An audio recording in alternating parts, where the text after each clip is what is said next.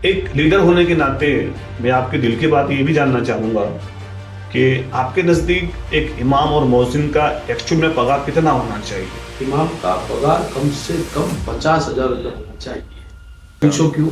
सलाम फिराने के बाद वो कहता है रब्बना आतीना फिद दुनिया हसनतुम व फिल आखिरति हसन। अरे अल्लाह मेरी दुनिया भी अच्छी कर दे, मेरी आखिरत भी अच्छी कर दे।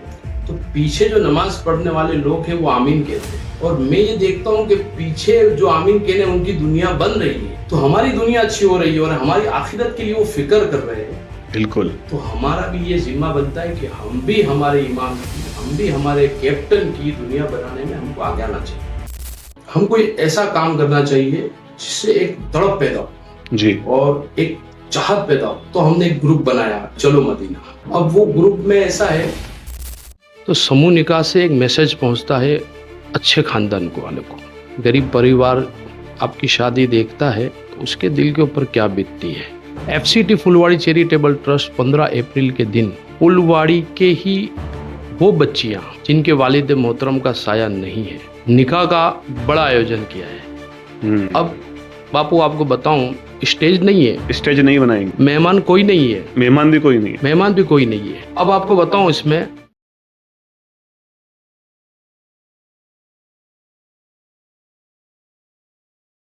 अस्सलामु अलैकुम वरहमतुल्लाहि ताला वबरकातुहू।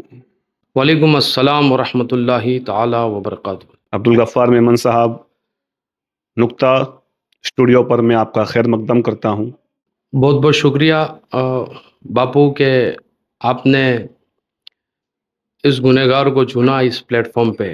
तो अब्दुल गफ्फार मेमन साहब, मैं देख रहा हूँ कि आप एफसीटी के मेंबर हैं, तो हमें बताइए कि आप एफसीटी में कैसे जुड़े और इस फाउंडेशन से अब तक कौन कौन सी खिदमत अंजाम देते हुए आ रहे हैं।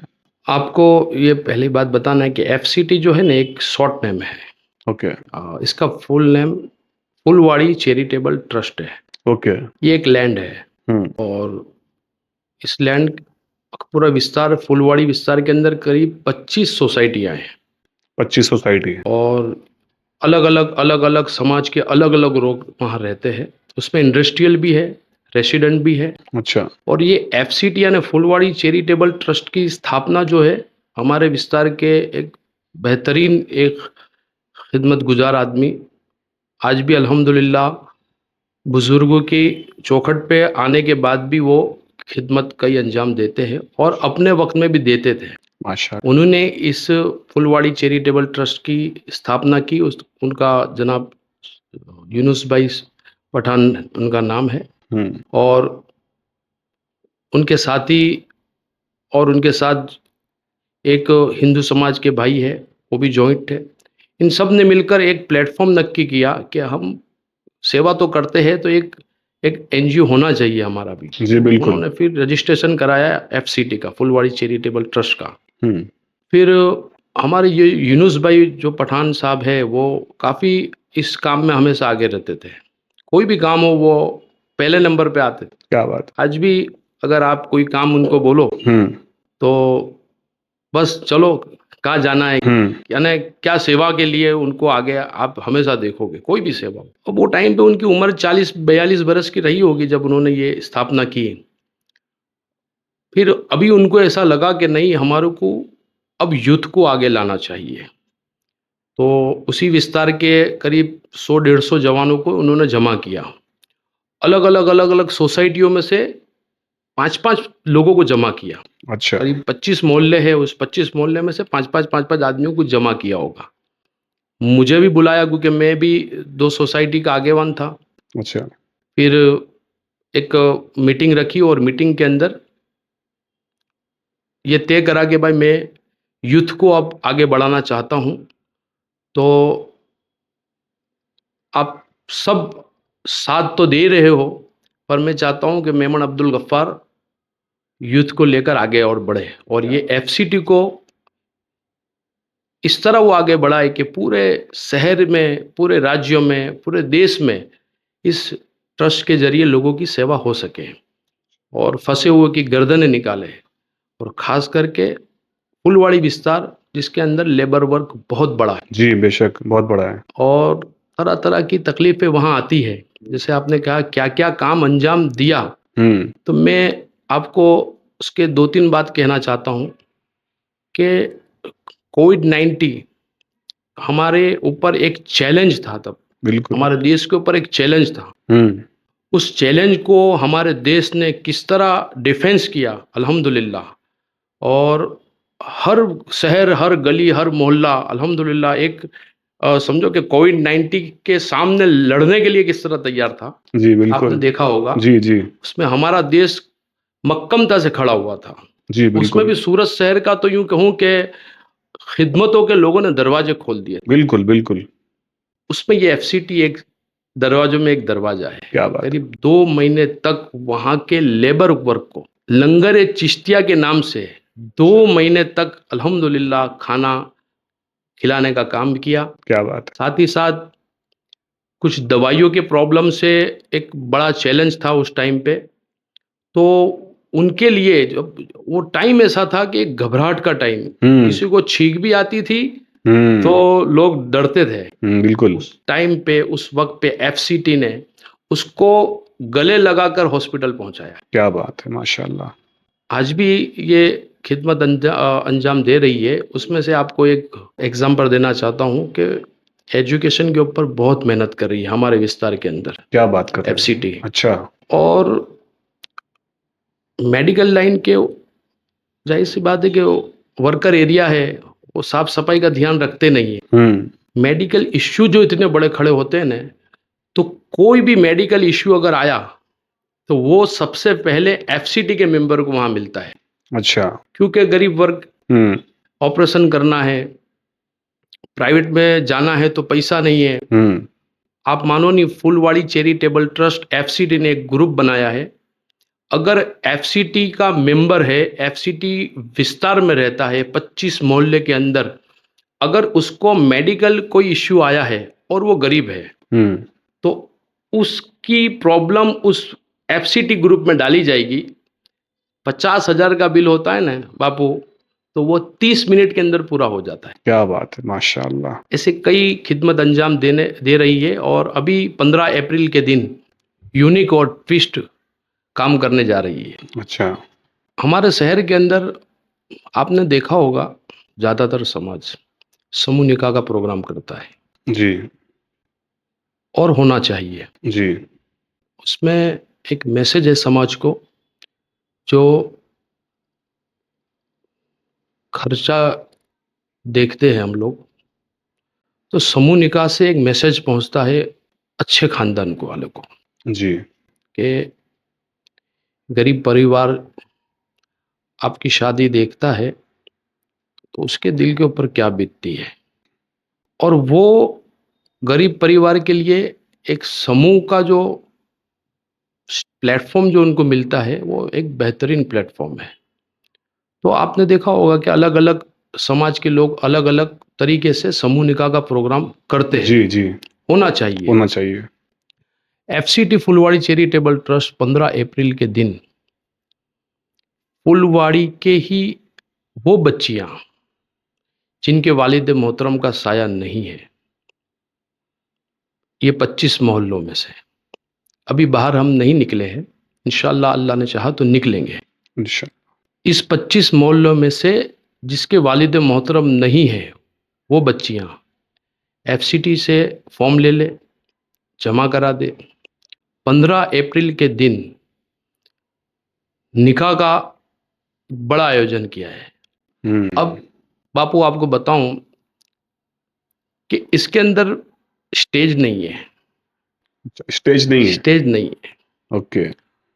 इसके अंदर लड़की स्टेज पे नहीं आएगी क्योंकि स्टेज नहीं है। दूल्हा स्टेज पे नहीं आएगा क्योंकि स्टेज नहीं है।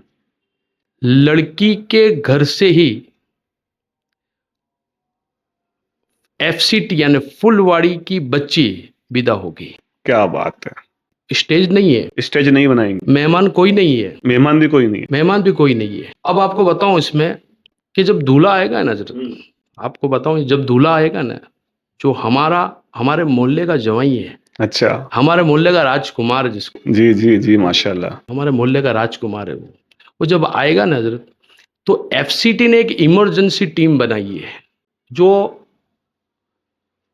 40 लोगों की टीम है पूरी, वो इमरजेंसी का माने हमने उसको बता दिया है कि जब जब समाज को आपकी ज़रूरत पड़ेगी, आप काम धंधा छोड़कर लोगों की खिदमत करने के लिए रोड पे उतरोगे। क्या बात है। तो ये जो इमरजेंसी हमारी टीम है फुलवाड़ी चैरिटेबल ट्रस्ट की, वो करीब 100 मीटर समथिंग का एरिया कवर करेगी।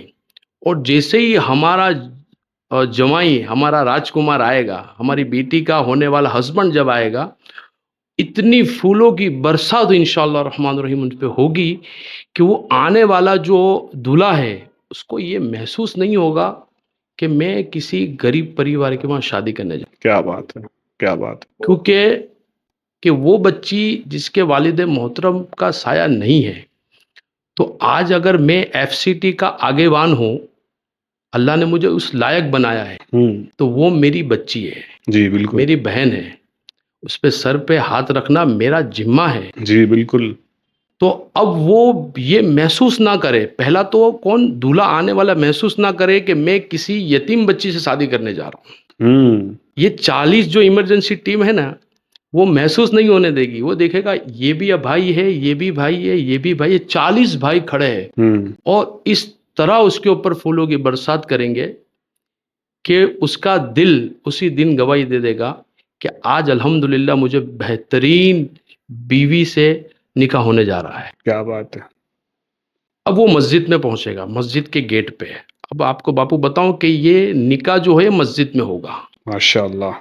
कहाँ होगा? मस्जिद में होगा। मस्जिद में होगा। और मस्जिद में निकाह होने के बाद जब दूल्हा बाहर आएगा तो उसके लिए एक डोली रखी जाएगी, दूल्हे के लिए डोली? डोली रखी, जो जैसी पुरानी होती है वैसी डोली? डोली होगी। अच्छा। वो डोली के अंदर बैठेगा और एफसीटी के मेंबर अपने कांधों पर उसको बिठाकर वो हमारी विस्तार की बेटी के घर तक पहुंचाएगी। अल्लाह अल्लाह अल्लाह। अब जब निकाह हो गया है तो हमारी समाज की बेटी और हमारा जो जवाई है, दोनों को बिठाकर विदाईगिरी होगी।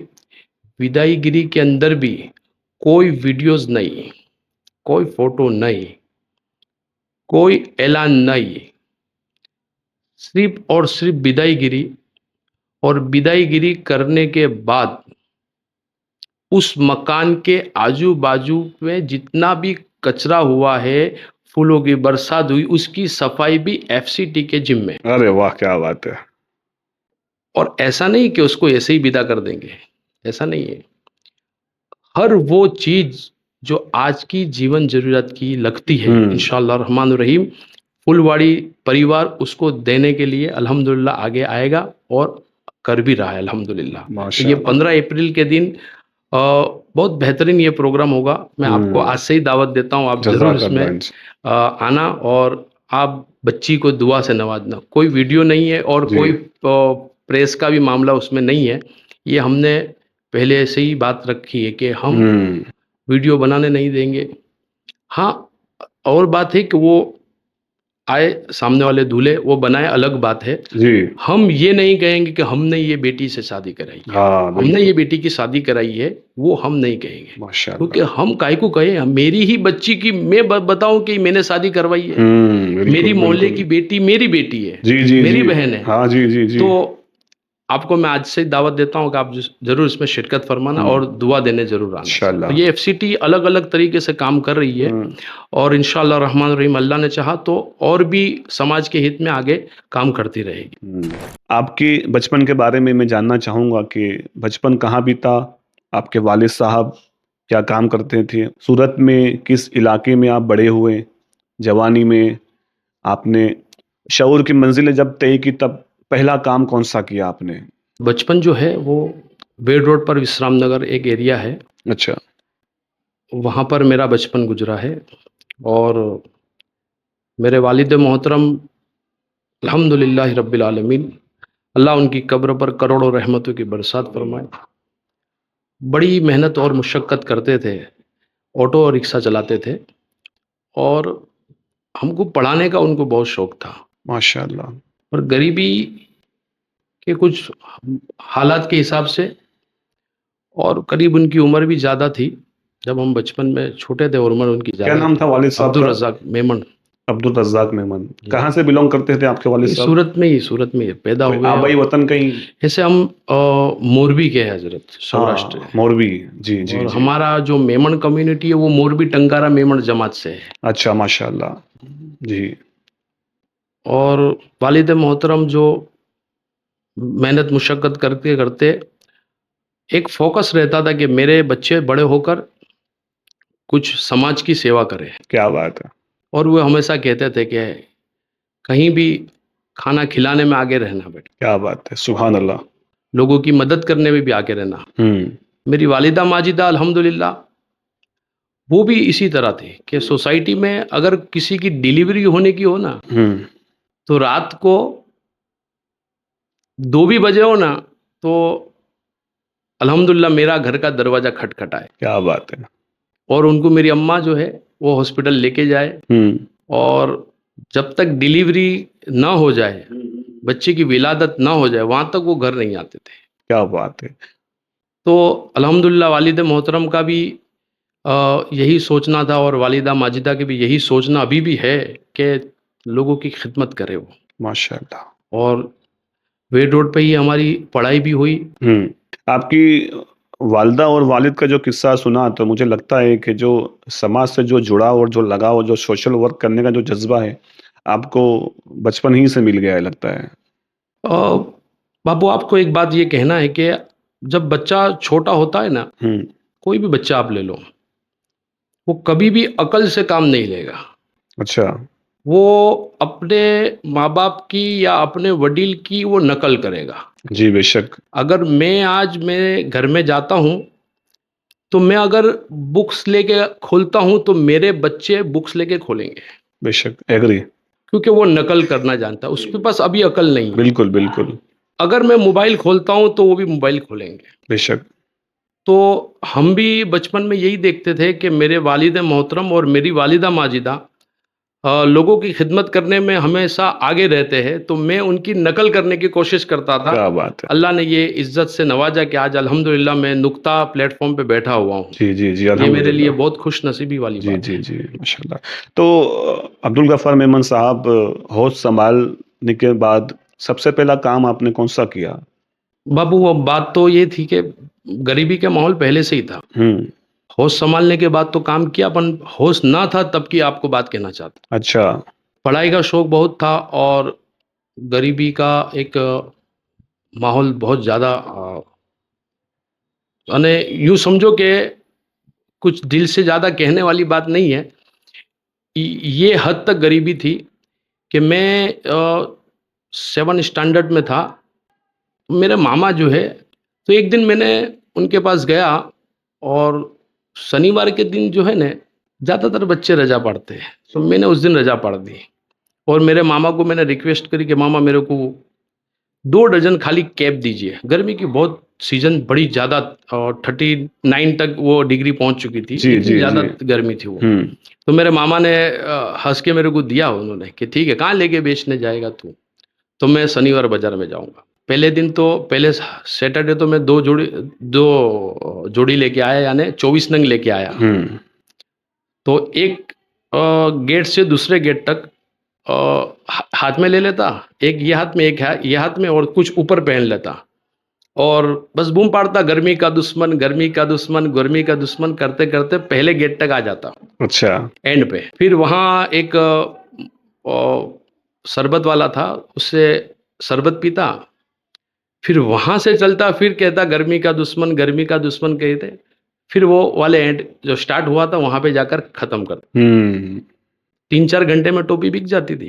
क्या बात है! वो पैसे लेके आता और मामा को जो टोपी की लगत थी वो दे देता और नफ़ा जो होता वो अम्मा को दे देता। जी, ये बचपन की बात थी। माशाअल्लाह। अब जब बड़ा हुआ तो काफ़ी संघर्ष करे मैंने। फिर हमारे एक सैयद साहब हैं, उन्होंने मुझे सलाह दी कि तू कोई ज़मीन के ताल्लुकात से काम कर, कुछ नॉलेज ले उसमें। तो हमारे यहाँ एक निसार भाई करके है, मैं उनके पास गया और उनको कहा कि मुझे काम चाहिए। हुँ, तो उन्होंने भी कहा कोई बात नहीं, तू काम, बिल्डिंग का काम चालू है कंस्ट्रक्शन का अपना, तो वहाँ नौकरी पे लग जा। काफ़ी उन्होंने मुझे उस टाइम पे, उस वक़्त पे सपोर्ट करा। तो वहाँ भी मैंने कई महीनों तक नौकरी की। फिर अल्हम्दुलिल्लाह अल्लाह ने अपना ख़ास फ़ज़ल फ़रमाया, जी। आज खुद का कारोबार भी है। माशाअल्लाह। तो अब्दुल गफ्फार मेमन साहब, मुझे बताइए कि इतने सारे फलाही काम करने का जज़्बा और एनर्जी कहाँ से लाते हैं आप? बहुत जिसको मैंने आपके सवाल के पहले थोड़े दिनों पहले एक भाई ने ये सवाल किया था, मैंने उसको कहा तो उसकी आंखों में से आंसू आ गए थे। अच्छा। अगर आप सुनना चाहो। जी, जी, जी। 2008 की बात है ये। मेरा एक दोस्त है मूसा, आज तो बहुत टाइम हो गया, मुलाकात नहीं हुई है। अच्छा। वो रिक्शा चलाता था और आपने आज भी देखा होगा कि रिक्शा वाले के साथ एक आदमी रहता है, वो पैसेंजर बिठाने का काम करता है। तो मैं पीछे बैठता था। हमारा भाड़ा लगा वहाँ ऊन का। ऊन हम पैसेंजर छोड़ के आ रहे थे, उधना दरवाजे पे हमने पैसेंजर बिठाने के लिए भागल भागल करके बिठाते थे। एक चाचा आए, करीब उनकी उम्र 50-55 बरस की रही होगी। पागल सुनते ही और रिक्शा में बैठ गए। दो और भाई आए जिन्होंने नौसारी बाजार कहा, वो भी बैठ गए। मैं आगे बैठ गया और रिक्शा हमने चालू कर दी। नौसारी बाजार पहले आ गया तो वो दो आदमी उतर गए, अब वो चाचा बचे खाली। रिक्शा हमारी चालू, मैं आगे ही बैठा था। एकाएक मेरी नज़र वो चाचा के ऊपर पड़ी कांच से। आईने में देखा मैंने, चाचा रो रहे थे। अच्छा। मैंने सोचा यार कि यार 50-55 बरस की उम्र में इतना तजुर्बेकार आदमी दिख रहा है मुझे, हिम्मत वाला, और अल्हम्दुलिल्लाह बॉडी जैसा उसकी जो भरावदार एक बदन था उनका, अल्हम्दुलिल्लाह तंदुरुस्त आदमी, बड़े बुजुर्ग की चौखट पे दिख रहा है मुझे, वो रो रहा है। तो मैं चालू रिक्शा में पीछे बैठ गया, रिक्शा स्लो थी, पीछे बैठ गया। मैंने उनके कंधे पे हाथ रख दिया, चाचा क्या कोई तकलीफ है आपको? बोले बेटा कुछ नहीं है। तो मैं भागल पॉइंट आ गया और चाचा उतरे और पैसा उन्होंने दिया। मैंने वो मेरे दोस्त को कहा तू गाड़ी आगे लगा, मैं आता हूँ। तो चाचा चलने लगे, मैं उनके साथ चलने लगा। मुझे अंदर से बेचैनी थी और मेरे वालिद मोहतरम ने और मेरी वालिदा माजिदा का यही कहना है कि फंसे हुए की गर्दनें निकालना। अब मुझे महसूस हो गया कि ये फंसा हुआ है। अच्छा। मैं उनके पीछे पीछे चला। चाचा को पूछा, चाचा मैं तुम्हारे कोई रिक्वेस्ट करता हूँ, आप एक बार बोलिए ना क्या तकलीफ है? आपका रोना, मुझे ऐसा अंदर से फीलिंग्स हो रही है कि मैं रो दूँ। तो जब उनके साथ चलने लगा तो उनको महसूस होगा कि बच्चे को असर हुआ है कुछ। साइड पे मैंने पाउच लिया, वो टाइम पे पाउच चलते थे, तो पाउच उनको पिलाया। चाचा ने कहा कि बेटा ऐसा है कि मेरी वाइफ हॉस्पिटल में एडमिट है, उसको ब्रेन हेमरेज हुआ है। अच्छा। और 1.5 महीना हो गया है हॉस्पिटल में एडमिट होते। एक मकान था जो खर्च में निकल गया और एक टेम्पो था वो भी बिक गया। अभी मुझे हॉस्पिटल से बिल दिया है 80,000 का। अब कुछ बचा नहीं है। किसको कहूँ, कहाँ जाऊं? जिसने जैसी मदद करनी थी वो कर चुके हैं। किसी के सामने बोलने को भी अंदर से मुझे एक पहाड़ के मानिंद मेरी जुबान लगती है, कैसे बोलूं उनको? डॉक्टर बोलते हैं कि आप बिल भरिए और आगे और इलाज करना है तो और भरने पड़ेंगे, ये 80,000 तो जो हो चुका है उसका है। अभी भी कोई कंडीशन स्टेबल नहीं है उनकी। बहुत सी बातें उन्होंने बताई। मुझे ऐसा महसूस हुआ कि मैं चाचा की मदद कर सकता हूँ।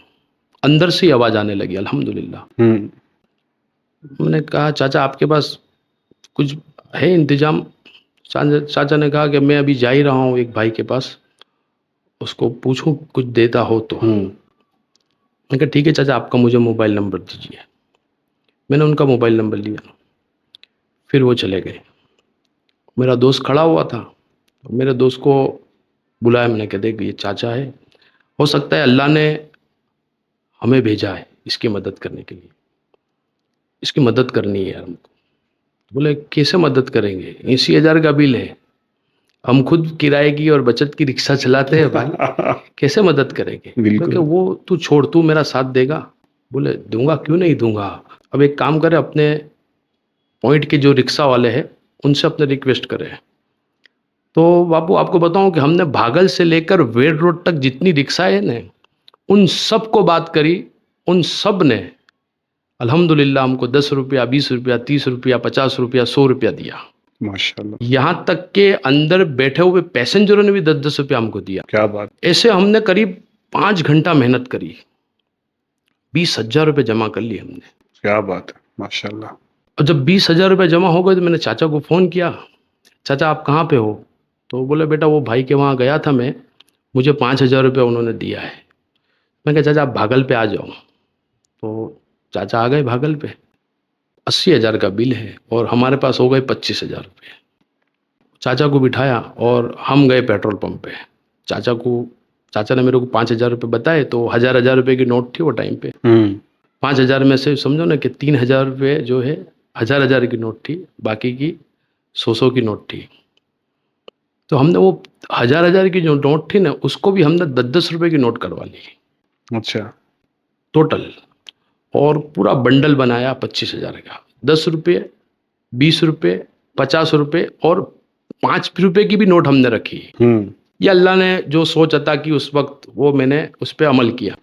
25,000 रुपये का हम चिल्लर लेकर हॉस्पिटल पहुंचे। चाचा को रास्ते में पूछा, चाचा आप ये बताओ कि आपकी जो वाइफ है, अगर ये बिल भर देवे उसके बाद आप यहाँ रखना चाहते हो? तो उन्होंने कहा बेटा मुझे महसूस हो रहा है कि अब ये नहीं बचेगी, ओके, तो मैं सिविल में ले जाऊंगा इसको। मैं कहा आप वांदा नहीं, आप चाहते हो ना ऐसा? बोले हाँ। हम गए वहाँ टेबल पे, काउंटर लगता है। चाचा को एक बात बताया हम कि अंकल का कितना बिल है? बोले वो कुछ 79,000 रुपया समथिंग बिल है। तो मैंने कहा आप काउंटर पे बैठते हो, आपके ऊपर भी तो कोई होगा ना? बोले है ना, क्या हुआ? बोले मुझे माफ़ी करवानी है। बोले देखो मैं तो माफ़ी नहीं कर सकता हूँ, आप वो तीसरे माले पे चले जाओ, वहाँ बैठे हुए आप उनको रिक्वेस्ट करो, तो वो जो अगर आपको बॉन्ड वगैरह दे, यानी आपको लिस्ट देंगे, वहाँ जाकर आपको बॉन्ड लेना है और यहाँ जमा कराना है। ऊपर गया हूँ, फिर उनसे बात करी तो वो मान नहीं रहा था, तो फिर मैंने उसके हाथ जोड़ लिए। देखो सर मैं तो रिक्शा चलाता हूँ और मैंने देखा ये चाचा की आंखों में आंसू, तो मेरे खुद को महसूस होने गया कि ये इनकी तकलीफ़ मेरी तकलीफ़ है। जब एक इंसानियत का दूसरे इंसानियत से रिश्ता है, तो जो चीज़ मेरे में है वो चीज़ आप में भी है। ये देखो आपके सामने जो चीज़ रख रहा हूँ मैं, आप खुद महसूस कर लोगे अगर आप में इंसानियत है तो। बिल्कुल। तो हमने वो पैसों का चिल्लर जब बाहर रखा ना 25,000 रुपये, तो वो देखकर हैंग मार गए वो। अच्छा। कैसे गए? बोले मैं कहा ये 10-10 रुपये हमने रिक्शा वाले से उगराया है। ओहो! चाचा की कैपेसिटी अब नहीं है कि ये पैसा पे कर सके। तो आपको बोलूं बापू कि उसके अंदर भी भूकंप आने लगा जी। और इसने ऊपर बात करी, वो 80,000 का बिल 20,000 रुपया ही लिया हमसे अच्छा। और 5,000 रुपया लौटाया वापस। चाचा को और उनकी वाइफ को सिविल में हम एडमिट किया। 3 दिन बाद चाची का इंतकाल हुआ। अच्छा। तो ये जो मुझे जज्बा उस वक्त मिला ना कि हो सकता है अल्लाह ने मुझे इस काम के लिए चुना है, तो मेरा अब काम है कि लोगों की खिदमत करना, फंसे हुए की गर्दनें निकालना। अगर मैं ये करता रहूँगा तो अल्लाह मेरा भी काम बनाता रहे। जी, बेशक। तो इसी प्लेटफॉर्म को मैंने कॉन्शियस माइंड में जब सेट कर कर आगे बढ़ा, तो अलग तरीके से मेरे को खिदमत के प्लेटफॉर्म मिलते गए और अल्लाह का आज अजीम एहसान है कि बेहतरीन से बेहतरीन खिदमत अंजाम देने का मुझे मौका मिल रहा है। अल्लाह ताला आपकी खिदमत को कबूल फरमाए। तो जैसा कि मैं देख रहा हूँ, एक इंसान जब किसी अपनी मेहनत से आगे बढ़ता है, तो उसके हासिदीन भी पैदा होते हैं, चाहे वो सोशल काम क्यों ना हो। तो सोशल कामों के ज़रिए आपको आपके हासिदीन मतलब कभी बदनाम भी तो करते होंगे ना? ऐसा कुछ सामना हुआ कुछ ऐसा? थोड़े दिनों की बात है, आपको बताऊं कि एफसीटी परिवार यानी फुलवाड़ी के अंदर करीब 25,000 आदमी की बस्ती है और ज़्यादातर मुस्लिम समाज के लोग रहते हैं। 25,000 आदमी की बस्ती यानी मैयत भी होती है। अब हमारे वहाँ लगभग 1 वीक में 2 मैयत निकलती है। 1 वीक में 2 मैयत? तो एक चैलेंज था फुलवाड़ी चैरिटेबल ट्रस्ट के मेंबरों का और वहाँ के रहने वाले आगेवान का कि हमारे मोहल्ले के अंदर एक कब्रिस्तान होना चाहिए। अलग अलग तरीके से, अलग अलग जगह से हमारे यहाँ के आगेवानों ने बहुत मेहनत करी। और उसमें मैं एक हस्ती को याद करना चाहता हूँ। बड़ा एहसान है मरहूम अयूब भाई पटेल का, अल्लाह उनकी कब्र पर करोड़ों रहमतों की बारिश फरमाए। आमीन। बहुत वो आदमी ने भी मेहनत करी जी। और उसके साथ दूसरे आगेवानों भी मेहनत कर ही रहे थे, पर सक्सेस नहीं हो पाए कुछ वजह से। यानी कुछ बातें ऐसी होती है कि जहाँ पर जो चीज़ को हम मांग रहे हैं वो चीज़ वहाँ मौजूद नहीं है, तो वो हिसाब से वो जगह हमको नहीं मिली। एक वक्त ऐसा आया कि लोगों ने हिम्मत हार दी कि अब पॉसिबल नहीं है, और कोविड-19 के बाद कब्रिस्तान लगभग फुल हो गए, ऑलमोस्ट फुल हो गए, और हमारा जो विस्तार है बिल्कुल छेड़े पे है। जाहिर सी बात है, कब्रिस्तान में जगह नहीं है तो सैयदपुरा में हमको जैसे जाना पड़ता था, कतारगम दरवाजे जाना पड़ता था, अब वहां पे जगह ही नहीं है तो ना ही बोलेंगे। तो ये काफी उसमें मगजमारियां होती थी। अब एक दिन ऐसा हुआ कि एक बेहतरीन आदमी ने मुझे बुलाया, और उसको कहूंगा मैं पूरा, यानी समझो कि अल्लाह उसकी इस नीयत को कबूल फरमा ले। आमीन। उसने मुझे बुलाकर क्या कहा पता है बापू आपको, कि अब्दुल गफ्फार, मैं देख रहा हूं कि इतनी तकलीफ चल रही है और आज मैं ये फैसला लेना चाहता हूं, लिया ही होगा उसने पहले फैसला, कि जो मेरे वालिद मोहतरम का सपना था वो पूरा हो, और आज मैं डिसीजन लेता हूं कि इस जगह पर अब कब्रिस्तान बनाना है। ओके। मैं अंदर से इतना खुश था कि मत पूछो बात, क्योंकि वो आदमी की इतनी बड़ी हिम्मत, और आज के माहौल में अल्लाह उसके वालिद मोहतरम की कब्र पर करोड़ों रहमतों की बारिश फरमाए, करवट करवट उनकी मगफिरत फरमाए। उन्होंने ये एक उनके इसाले सवाब के लिए, और उनकी एक चाहत थी वो उन्होंने पूरी करी। जी बिल्कुल। पर उन्होंने एक बात रखी कि अंदर जो भाड़ूत है ना उसको मैं खाली नहीं कराऊं। जाहिर सी बात है, उसका डेवलपमेंट भी आपको ही करना है। अच्छा। किराएदार को खाली आपको करवाना है। इंशाल्लाह मैंने कहा हो जाएगा। वो बंदा बोले मैं कोई जगह खड़ा नहीं इस मामले में, यानी मैं कहीं जगह पैसा लेने जाऊं नहीं, या मेरे पास कोई का पैसा आना नहीं चाहिए। उसने बिल्कुल साफ मना कर दिया। उसकी ईमानदारी है कि बस मेरी नीयत है, ये नीयत आपको सुपुर्द करी, अब आप उसको सक्सेसफुल करना आपका काम है। जी बिल्कुल। तो मैंने जब उसका कैलकुलेटर मारा ना किराएदार का, करीब करीब 1 करोड़ रुपए। 1 करोड़ रुपए? काफी किराएदार थे उसमें। अच्छा। अब मैंने सोचा 1 करोड़ रुपए अभी लाएंगे कहाँ से। पहले तो ये बात किराएदार को बात करनी है जो बाकी है, 1 करोड़ रुपया अभी जमा करना बाकी। मैंने ऐलान किया, अपने तरीके से लोगों को बताया कि भाई कब्रिस्तान की ज़मीन मिल गई, कब्रिस्तान की ज़मीन मिल गई। तो कोई ने इंटरेस्ट नहीं लिया। और मेरे जो इमरजेंसी टीम है, जो मेरे साथी, अल्हम्दुलिल्लाह उन्होंने मेरा साथ दिया उस वक्त। जी। पर जो आदमी मोतबर थे उस टाइम पे, क्योंकि ये हवा और ये बात बहुत आती थी, कब्रिस्तान की ज़मीन हो गई, फिर पता चलता था नहीं हुई, तो एक हिम्मत टूट चुकी थी। तो किसी ने कहा कि भाई ये कुछ होने वाला नहीं है, खाली ऐसी बातें हैं, और हो सकता है कुछ चंदा वंदा उघराने की बात हो, अब क्या पता क्या करेंगे ये लोग। तो ये हमारे लिए एक बदनामी का प्लेटफॉर्म बना। अच्छा। कोई कोई कब्रिस्तान की ज़मीन मिली नहीं है और ये बस ऐसे ही बात कर रहे हैं। मुझे पता चला अलग अलग तरीके से बात आई। मैंने कोई बात नहीं, ये चैलेंज है मेरे लिए। जी। क्योंकि अगर यही बात लोगों के कॉन्शियस माइंड में सेट हो गई है तो मेरा काम है उनको भलाई से जवाब देना उनका। बिल्कुल। अल्हम्दुलिल्लाह मैंने मेरे साथी जो है उनको बुलाया, एक जगह पर जमा किया, और पहले तो ये उनसे अहद लिया कि क्या तुम मेरे साथ हो, बिल्कुल। ये बताओ। तो बोले हम तुम्हारे साथ हैं। अब मैंने कहा अब हमको इस विस्तार के सारे आगेवानों को, सारे यूथ को बुलाना है। जी। हमने तारीख डिक्लेयर करके और सारे यूथ जमा हो गए। उस वक्त मैंने एक ऐलान करा सारे समाज के सारे लोगों को। तब मैंने स्टेज पे से ऐलान किया कि एक बात बताओ कि तेरा मेरा रिश्ता क्या। तेरा मेरा रिश्ता क्या? क्योंकि बात हो रही थी कि ये सुन्नी बनेगा कब्रिस्तान की जमाती, अल्लाह अल्लाह, ये सिया कब्रिस्तान बनेगा कि अहले हदीस का कब्रिस्तान बनेगा। ये अलग अलग बातें होती थी। और जिसने इस जमीन को देने की बात करी, उसने कहा कि भाई यहाँ पर कोई इस सुन्नी जमाती नहीं चलेगा। क्या बात है। तो अलग अलग बातें होती थी। तब मैंने उस स्टेज पे से ऐलान किया, तेरा मेरा रिश्ता क्या। सब ने जवाब दिया कि ला इलाहा इल्लल्लाह।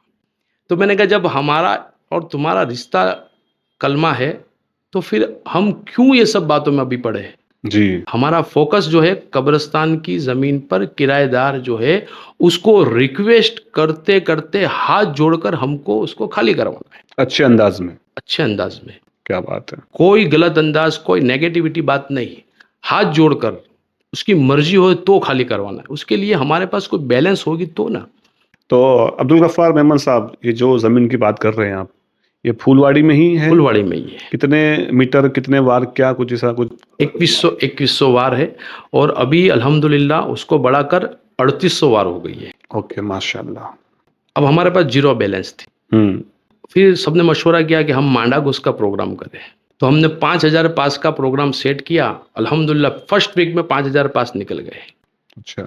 सेकंड वीक में हमने 5000 पास और बनाए और सेकंड वीक में 5000 पास भी चले गए। फिर हमको रिक्वायरमेंट बढ़ी और हमने 15,000 पास 15,000 पास 15,000 मांडे पास घुस के? मांडे घुस ओहो हो। 15,000 पास का प्रोग्राम किया।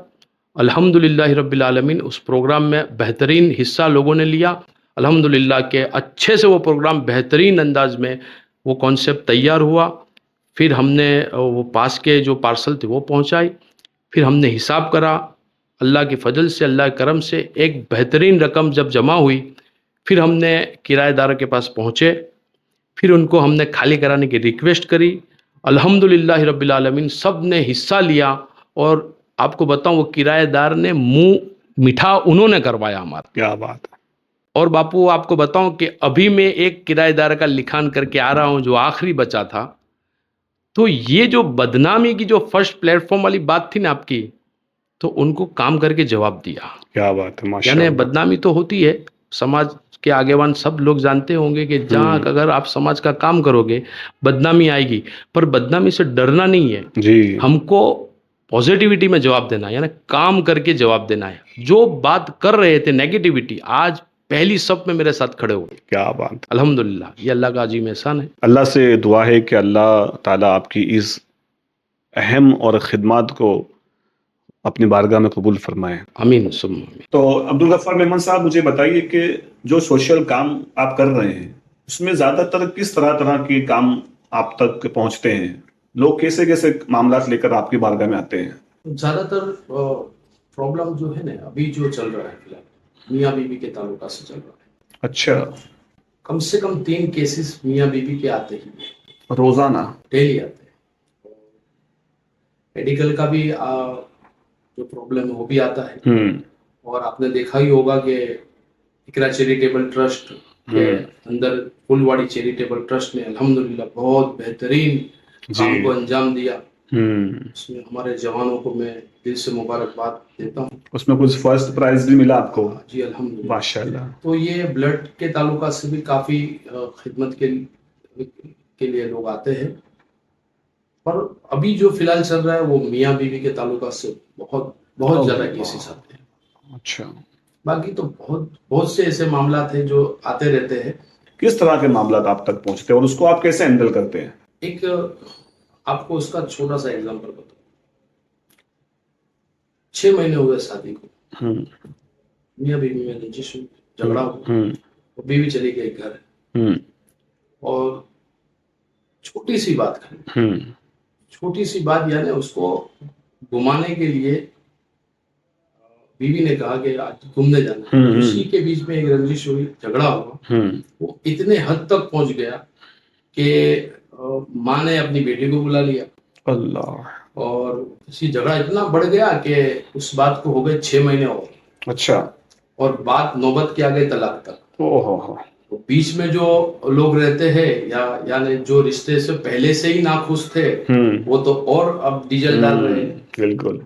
तो ये जो हमारे विस्तार की बेटियां हैं या हमारे विस्तार के बेटे हैं, तो अगर ऐसा कुछ मामला बनता है तो मैं ज्यादातर लोगों को मैसेज हमारा पहुंचता है कि अगर पुलिस स्टेशन जाने से पहले अगर सामाजिक दृष्टि से अगर तुम्हारा समाधान होता है जी बिल्कुल, तो वो करना चाहिए आपको। बेशक। फिर अगर समाज लेवल से अगर नहीं पता है तो आप पुलिस स्टेशन जा सकते हो, कोर्ट में जा सकते हो। बिल्कुल। तो फर्स्ट जो प्रायोरिटी होती है वो समाज की होती है, समाज के आगेवान बैठे, समाज के लोग बैठे। तो इसी तरह कुछ कदम उठाने से पहले यानी समाज के पास आते हैं, तो वो वहाँ का समाज जो है सब अलग अलग तरीके से अलग अलग विस्तार का है, अलग अलग समाजों का है, वो आते हैं हमारे पास।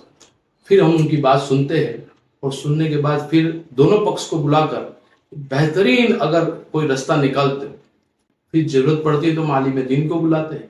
अच्छा। और आलिम दीन को बुलाने से पहले अगर बैठे हुए हैं, जैसे भाई लड़की पक्ष आया और लड़का पक्ष आया, तो स्टार्ट में तुरंत बात चालू नहीं कर देनी है। भाई सब दुरूद शरीफ पढ़ो, अल्लाह और दुआ करेंगे, और दुआ करने के बाद यही दुआ करेंगे, अल्लाह दोनों मियाँ बीवी के दिलों में मोहब्बत अता फरमा, जी जी, और इनकी नस्लों में से एक ऐसी औलाद अता फरमा जो आलिम दीन बने। क्या बात है, ऐसी अच्छी दुआ करेंगे ताकि ये दोनों मियाँ बीवी के बीच में जो माइंड में जो नेगेटिविटी है जल्द से जल्द निकल जाए। बेशक। अल्हम्दुलिल्लाह मेरे पास 100 में से 80 केस अल्हम्दुलिल्लाह सोल्व हुए हैं। 20 केस ऐसे जिसको फिर मैंने हाथ जोड़ लिया है कि अब मैं नहीं बता सकता हूँ, अगर आप कोर्ट में जा सकते हो तो जा सकते हो। तो ज्यादातर ये डिवोर्स के ताल्लुका से केस हो गया। तो अब्दुल गफ्फार मेमन साहब, इतनी सारी मसरूफियात में आप रहते हैं, फैमिली को कैसे वक्त दे पाते हो? कैसे आप उनके साथ वक्त बिताते हो, टाइम स्पेंड करते हो? बापू, आपने सुना होगा कि हर सक्सेसफुल आदमी के पीछे एक औरत का हाथ होता है। जी, बहुत सी जगह आपने सुना होगा। जी जी। और मैं, अल्लाह का अजीम एहसान है कि मैं ये कहना चाहता हूँ तुम्हारे प्लेटफॉर्म पे से कि मेरी जिंदगी की सक्सेसफुल के पीछे 2 औरतों का हाथ है। जी। एक तो वो मेरी वालिदा माजिदा जिसने मेरे लिए बहुत दुआएं करी। जी। एक वो मेरी बीवी जिसने मेरे लिए उस वक्त सब्र किया जब हालात खराब थे। जी बिल्कुल। और आज भी अगर कुछ ऐसे मामला बनते हैं जो मैं घर जल्दी नहीं पहुंच पाता हूं, तो वो उसको पता है कि ये मेरा शौहर जो है किसी फंसे हुए की गर्दन निकालने में ही फंसा हुआ है। क्या बात है, माशाल्लाह। और वो सजदे में जाती है तो वो मेरे हक में दुआ करती है, माशाल्लाह। फिर मैं हर 15-20 दिन में एक मर्तबा उसको पूछता हूँ, क्या तुम मुझसे राजी है? अल्लाह अल्लाह अल्लाह। फिर मुझे कहती है कि हाँ, मैं तुमसे राजी हूँ। हाँ, पूछना ही चाहिए, सही बात है, बिल्कुल पूछना चाहिए। अगर मैं आगेवान हूँ तो मैं ये ना समझू कि मैं आपके एक बहुत बेहतरीन बात कहना चाहता हूँ, अगर मैं आगेवान हूँ तो मैं ये ना समझू मैं डॉन हूँ। मैं आगेवान हूँ ये ना समझू कि मैं बहुत बड़ा भाई हूँ। नहीं, मैं आगेवान हूँ, मैं नौकर हूँ समाज का। मैं हाथ जोड़कर रिक्वेस्ट करके लोगों का काम कर सकता हूँ। जी बिल्कुल। यानी हमारे समाज की एक मेंटेलिटी ये है कि अगर आगेवान है यानी एक भाई है, आगेवान है यानी एक डॉन है। नहीं, आगेवान हमारे बीच का एक हमारा भाई है, एक खादिम है जी, जो हमारे लिए खिदमत कर। जी बिल्कुल बिल्कुल। मैंने आपके मुतालिक कुछ और बातें भी सुन रखी थी कि आपके जो मस्जिद हैं उनमें जो इमाम साहिब हैं उनको आप उम्रा पर भेजते हैं। इसके बारे में कुछ बताइए कि वो कैसे आपके जहन में आया कि भाई इमामों को उम्रा के लिए भेजा जाए। बहुत बेहतरीन बात आपने पूछी जी। अल्हम्दुलिल्लाह, आप और हम 1500 सालाना रबी नूर का जो हमने जश्न मनाया जी, उसी साल में हम गुजर रहे हैं। तो जिस वक्त रबी नूर का दिन आने से 2 दिन पहले मेरे अंदर एक हलचल मची थी कि कुछ ऐसा काम करे, क्योंकि 1500 सालाना हमें मिला है, हमारे बुजुर्गों को नहीं मिला था, हमारे आने वाले पीढ़ी को नहीं मिलेगा, हमें मिला है तो हमारी खुशनसीबी। तो ऐसा कुछ काम हम करके जाए जो चलता रहे, माशाअल्लाह। तो आपको बताऊं बाबू, मेरे को 2:30 बजे इस चीज का ख्याल आया कि हम कोई ऐसा काम करना चाहिए जिससे एक तड़प पैदा हो जी, और एक चाहत पैदा हो। तो हमने एक ग्रुप बनाया, एफसीटी ने एक ग्रुप बनाया, चलो मदीना। चलो मदीना। चलो मदीना। क्या बात है। अब वो ग्रुप में ऐसा है कि चलो मदीना ग्रुप में अलग अलग समाज के से भाई बनारसी कम्युनिटी काफी तादाद में इसमें हिस्सा ले रही जी। है। सुल्तानपुरी कम्युनिटी है, बंगाल कम्युनिटी है, महाराष्ट्रियन कम्युनिटी है, उसके अलावा दूसरे समाज के वहाँ के एफसीटी के लोग हैं जिसमें ये हिस्सा ले रही है। तो मैंने एक ग्रुप बनाया चलो मदीना, और ग्रुप के अंदर मैंने उन लोगों को लिया जो मोतबर आदमी है जी, जो रोज 1000 रुपये उनके लिए एक चाय पी लिया इतना बराबर है जी। 80 आदमी को मैंने उसमें ऐड कर दिया। अच्छा। और फिर दूसरे दिन मैंने ऐलान किया कि ये मैंने बनाया है, और ये इसलिए बनाया है कि आज 1000 रुपया जो हमारे लिए है वो कोई एक स्थान नहीं है, हमारे लिए महत्व नहीं है, पर हमारे 1000 रुपये से एक सालिहीन आदमी, एक आलिम दीन हो, एक मुअज्जिन हो, हाफिज हो, कारी हो, जो तड़प रखता है, जिसको पूरी जिंदगी की चाहत यह है कि वो मदीना जाए, बिल्कुल। पूरी जिंदगी की चाहत है कि अपनी माथे की आंखों से हरमैन शरीफेन काबा देखे। जी बिल्कुल। तो आपका 1000 रुपया उस मस्जिद के इमाम को, मस्जिद के मुअज्जिन साहब को, या मस्जिद में आने वाले वो सालिहीन, वो नमाजी लोगों को ये मक्का और मदीना पहुंचा देगा। क्या बात है, माशाल्लाह। तो अल्हम्दुलिल्लाह ये पहला हमने प्रोग्राम किया। अल्हम्दुलिल्लाह चलो मदीना एफसीटी के प्लेटफॉर्म से ये चल रहा है। अल्लाह रब्बुल इज्जत की बारगाह में दुआ है कि चलो मदीना ग्रुप के जितने भी मेंबर हजरात, अल्लाह उनको शाद रखे, आबाद रखे, आमीन, आमीन, रोजी रोजगार में खूब खैर बरकत अता। आमीन, आमीन। आपके प्लेटफॉर्म से मैं आप हमको ये मैसेज देना चाहता हूँ जी कि ऐसा ग्रुप हर मोहल्ले में होना चाहिए। जी बेशक। हर मोहल्ले में ये ग्रुप बन जाए तो हमारे मोहल्ले के आलिम दीन, मुअज्जिन साहब और वहाँ के सालिहीन आदमी, जी जी बिल्कुल, जरूरी नहीं है कि भाई इमाम साहब ही हो, इमाम साहब एक बार जाके आए तो आप उन नमाजी को भी सिलेक्ट करो, हाँ, जो नहीं जा, जिनकी इस्तेताअत नहीं है। तो हर मोहल्ले में अगर एक ग्रुप होगा जिसका नाम चलो मदीना रख दे, या अपने हिसाब से जो रखना चाहे, समाज के उन यूथ को, आगेवान को मैसेज देना चाहता हूँ कि हर मोहल्ले में एक ग्रुप होना चाहिए। जी बिल्कुल बिल्कुल। जो मेडिकल का भी ग्रुप हो, अगर आपके मोहल्ले में कोई प्रॉब्लम आती है तो आपका ग्रुप के अंदर वो डाले और उसकी मेडिकल की प्रॉब्लम की जो भी है वो सॉल्व हो जाए। जी जी और बिल्कुल। एक चलो मदीना ग्रुप के ताल्लुका से भी कहना चाहूंगा ऐसा ग्रुप होना चाहिए। माशाल्लाह अल्लाह माशाल्लाह। कबूल फरमाए। जी आमीन आमीन आमीन। तो अब्दुल गफ्फार मेमन साहब, जैसा कि आप एक लीडर हैं, और एक लीडर आने वाले वक्त को बहुत अच्छे से भांप लेता है, वो एक विजनरी आदमी होता है। तो आने वाले 10 साल में आप मुस्लिम समाज को कहाँ देख रहे हैं, किस हालत में देख रहे हैं? बाबू, दो बात मेरे समझ में आती है, एक पॉजिटिविटी, एक नेगेटिव। मैं ये देख रहा हूं कि आज का जो यूथ है वो पढ़ाई के ऊपर फोकस तो कर रहा है, अल्हम्दुलिल्लाह अल्हम्दुलिल्लाह। अब वो कुछ बनना चाहता है, अपने समाज को कुछ देना चाहता है। मैं दुआ करता हूं कि अल्लाह उसको सक्सेसफुल करे, समाज के हित में बेहतरीन काम करे, समाज को एक इंजीनियर मिले, समाज को एक आईपीएस मिले, समाज को जजिस मिले, माशाल्लाह, समाज को बेहतरीन स्टेटस वाले युवा मिले। तो अगर ये काम सक्सेसफुल हो गया तो आने वाले वक्त में मुस्लिम समाज अल्हम्दुलिल्लाह बहुत बेहतरीन स्टेज पे पहुंचेगा जी, क्योंकि एजुकेशन की तरफ यूथ अभी आगे निकला है। जी बिल्कुल बिल्कुल। अब ये हो गई पॉजिटिव वाली बात। अगर नेगेटिविटी वाली बात ले लूं मैं, तो कहीं ना कहीं एक वो ग्रुप भी है जो रात को आज भी 12 बजे चाय की कैंटीन पर अपना टाइम बिगाड़ रहा है। जी, 12 बजे भी मोहल्ले की रिक्शा में बैठकर फ्री फायर वो खेल रहा है, पबजी भी खेल रहा है, पबजी भी खेल रहा है।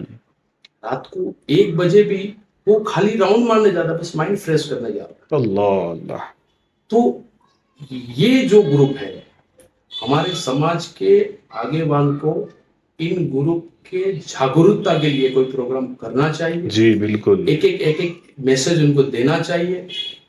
एक लीडर ऐसा निकले जो 12 बजे बाद जो हमारे जवान है जो चाय की कैंटीनों पे बैठते हैं, खराब नहीं है, मैं आपको ये बात खराब नहीं है वो, पर अपना वक्त खराब कर रहे हैं। जी बिल्कुल। खराब वो नहीं है, अल्हम्दुलिल्लाह उनमें वो शऊर है, समाज हित में वो काम आज भी कर सकते हैं। जी बिल्कुल। और वो जो वक्त खराब अपना कर रहे हैं, जी बिल्कुल, वो ना करें।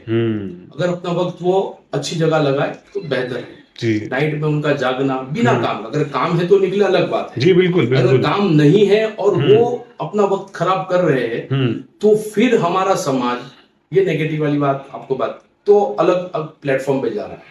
आपके नुक्ता के प्लेटफॉर्म से मैं समाज के आगे वालों को एक रिक्वेस्ट देना चाहता हूं कि अल्हम्दुलिल्लाह हमने बहुत काम किया है जी।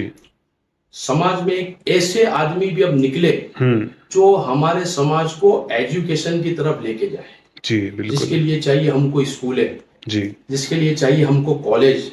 मुस्लिम समुदाय में बेटियों को पढ़ाने के लिए ओनली फॉर गर्ल्स हो ऐसी स्कूलें चाहिए जी। तो अगर ये कॉन्सेप्ट तैयार हुआ जी, आपके चैनल के माध्यम से, अगर हमारे सूरत शहर के अंदर 300 आगेवान, भले वो मध्यम वर्ग से क्यों ना आते हो, अगर 300 आगेवान एक प्लेटफॉर्म पे आ गई ना, जी बिल्कुल, इंशाअल्लाह रहमान रहीम 5 बरस के अंदर मुस्लिम कम्युनिटी की 2 कॉलेज हो सकती है। क्या बात है, बहुत बढ़िया। 8 स्कूल हो सकती है, बिल्कुल। 300 आगेवान। जी जी। मैं आपके प्लेटफॉर्म से मैं ये मेरी तरफ से मैं हामी भरता हूं और मैसेज देना चाहता हूं कि 300 आगेवान बाहर निकले जी। सिर्फ मुस्लिम समुदाय को एजुकेशन वाले जी बनाने के जी जी खाली जी। वो पढ़ाई पे फोकस, जी बिल्कुल। सिर्फ पढ़ाई पे फोकस। जज बने, आईपीएस बने, लीडर अच्छा बने, आर्किटेक्ट बने, कई ऐसे प्लेटफॉर्म है, सरकारी नौकरियां भी बहुत है। तो हम उसको एजुकेशन की तरफ अगर फोकस करेंगे, ऐसे लोगों को हम चुने कि जो गरीब है पर पढ़ सकता है, जी बिल्कुल, फीस के हिसाब से वो नहीं पढ़ रहा है, उनको उठाए। जी। और हमारे पास जो अच्छी स्कूलें अभी नहीं दिख रही है, सूरत शहर में 4-5 स्कूल है मुस्लिम समाज की, बेहतरीन स्कूल है, पर अब चाहिए हमको और ज्यादा। जी।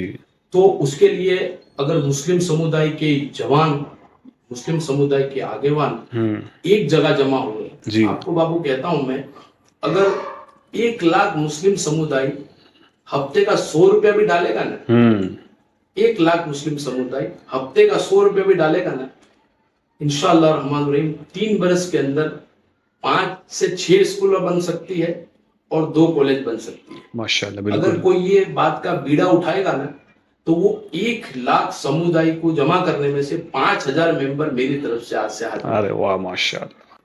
अब्दुल गफ्फार मेमन साहब, मैं आपको बताता चलूं, जो रोशनी एजुकेशन ट्रस्ट है, जिसके मातहत ये नुक्ता प्लेटफॉर्म चल रहा है, और इसी के मातहत 2020 में रूमी नर्सरी स्कूल का आगाज किया गया था। हमने ये सोचा कि जैसा आपने बताया कि भाई 4 से 5 ही मुस्लिम स्कूल्स हैं हमारे पास, बड़ी बड़ी। अब उन बड़ी बड़ी स्कूलों में जगह फुल हो चुकी है, स्ट्रेंथ बिल्कुल फुल हो चुकी है, और हमारे जो बच्चे हैं वो आजू बाजू के स्कूलों में जाते हैं। तो हमने सोचा कि एक मॉडर्न और दीनी तालीमात पर मबनी ऐसे स्कूल बनाई जाए जहां पर हमारे बच्चों को दुनियावी तालीमात के साथ साथ दीनी तालीमात भी फराहम की जाए, ताकि हमारा बच्चा दुनिया में भी फतेह हासिल करे और आखिरत का भी वो गाजी बने। मेरी जो सोच है वो आप अमल जी जी जी जी, अल्लाह आपको कामयाब करे। आमीन आमीन आमीन।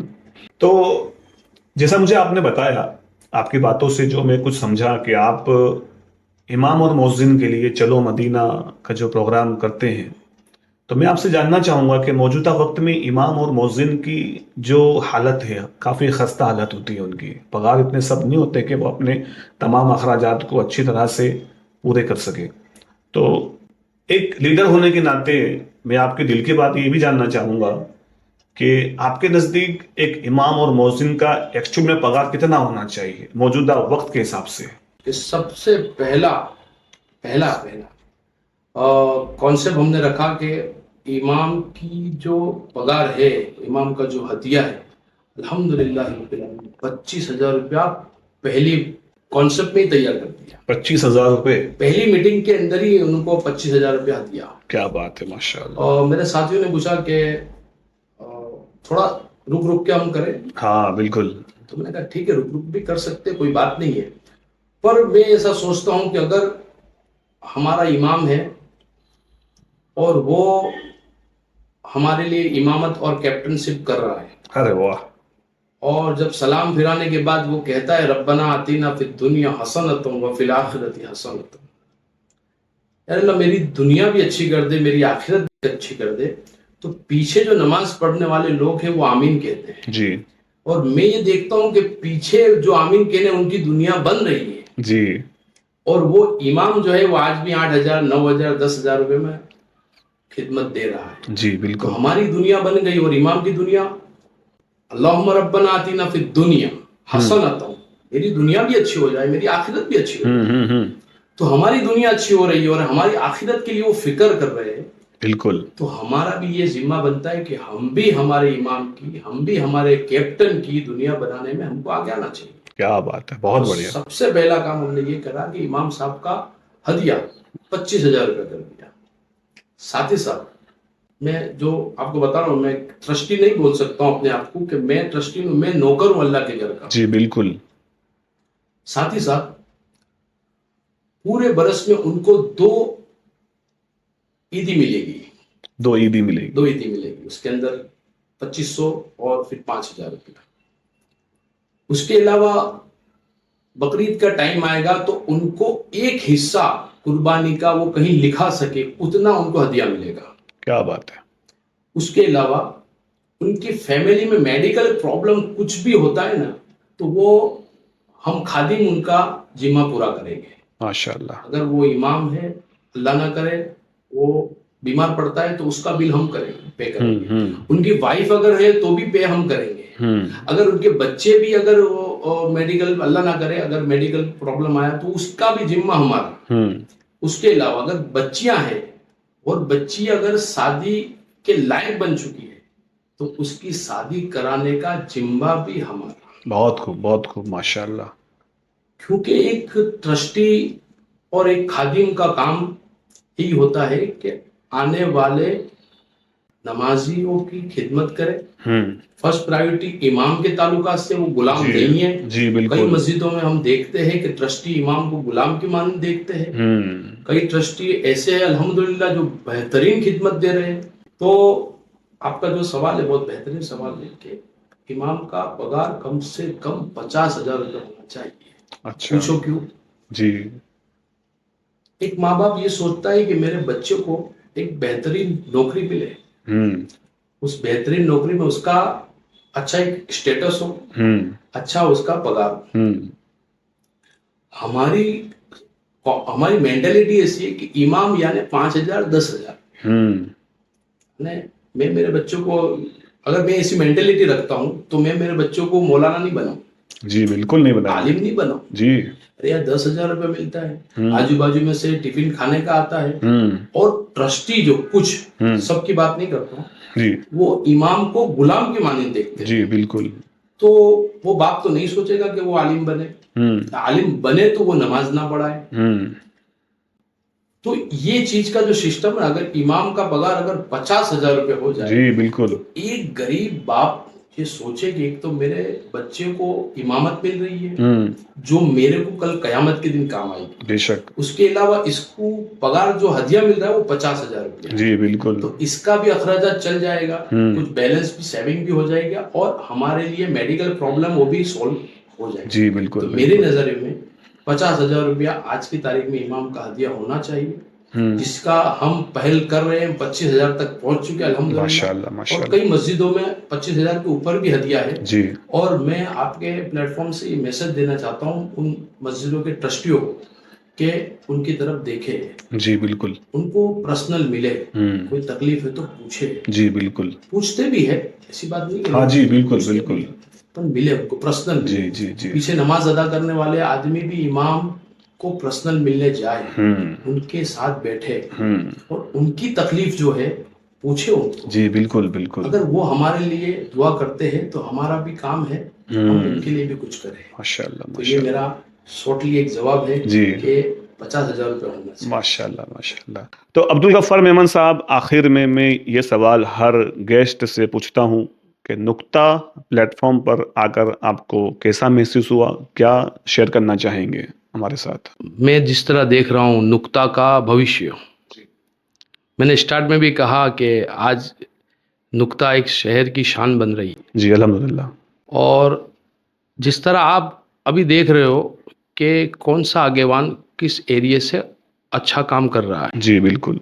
या वो कौन सा उसकी स्पेशलिस्ट है जो वो काम करके समाज को फायदा पहुंचा रहा है, आप उसको चुनते हो। मेरे पहले भी कोई आए होंगे, बिल्कुल। उनके पहले कोई आए होंगे, आपने मुझे देखकर बुलाया, फिर मेरे बाद किसी को बुलाएंगे। मुझे अब ऐसा लगता है कि आगेवान अब नुक्ता को ढूंढेंगे। अल्लाह अल्लाह अल्लाह। और नुक्ता की तो मैं आपको बता रहा हूं कि शहर की शान हो रही है, और इंशाल्लाह अनकरीब ये बेहतरीन काम करेगी। और नुक्ता के ऊपर मैं एक शेर कहना चाहता जी हूँ, जी जी क्योंकि ये एक चश्मा है जी जो ये धीरे धीरे आगे बढ़ेगा। जी जी जी कि नुक्ता का प्लेटफॉर्म इस अज़्म और जब ये यकीन से निकलेगा, रास्ता जहां चाहो वहीं से निकलेगा।